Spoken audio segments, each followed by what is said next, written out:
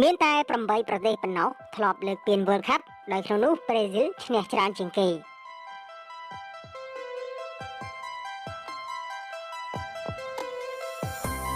ព្រឹត្តិការណ៍ FIFA World Cup លើកទី22នឹងចាប់ផ្ដើមពីថ្ងៃទី21ខែវិច្ឆិកាដល់ថ្ងៃទី18ខែធ្នូឆ្នាំ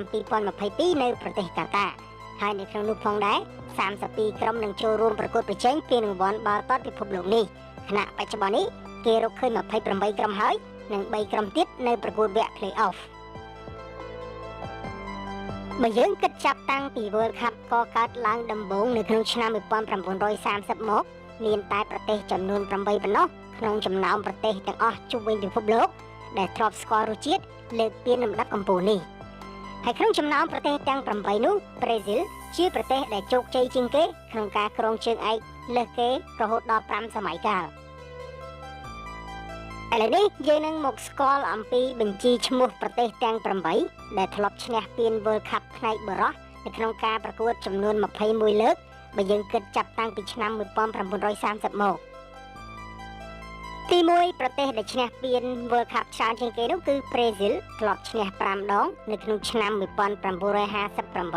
1962 1970 1994និងលើកចុងក្រោយនៅក្នុងឆ្នាំ2002ហើយបន្ថែមពីនោះផងដែរប្រេស៊ីលក៏ធ្លាប់រងជើងឯក2លើកផងដែរគឺនៅក្នុងឆ្នាំ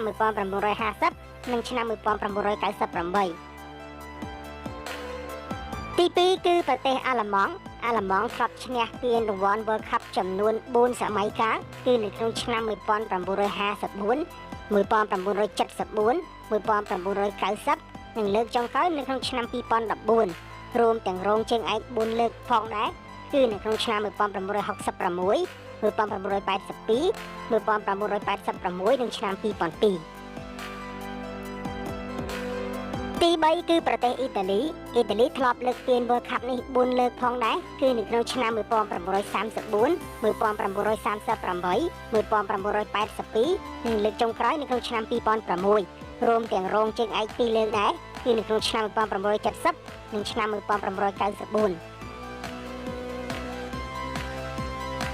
ទី4គឺប្រទេសអាសង់ទីនលើកពាន World Cup 2ដងគឺនៅក្នុងឆ្នាំ1978និងឆ្នាំ1986រួមទាំងរងជើងឯក3លើកផងដែរគឺនៅក្នុងឆ្នាំ1930 1990និងឆ្នាំ2014ទី5គឺប្រទេសបារាំងលើកពានរង្វាន់ World Cup 2ដងគឺនៅក្នុងឆ្នាំ1998និងឆ្នាំ2018រួមទាំងរងជើងឯក1សម័យដែរគឺនៅក្នុងឆ្នាំ2006ទី6គឺប្រទេសអ៊ុយរ៉ាហ្គាយធ្លាប់ឈ្នះ World Cup 2លើកនៅក្នុងនោះលើកដំបូងគឺនៅក្នុងឆ្នាំ1930ដែលជាឆ្នាំបង្កើតពានរង្វាន់ World Cup ដំបូងគេបង្អស់ហើយនឹងបន្តមកទៀតគឺនៅក្នុងឆ្នាំ1950ទី7គឺប្រទេសអេស្ប៉ាញធ្លាប់ឈ្នះតែម្ដងគត់គឺនៅក្នុងឆ្នាំ2010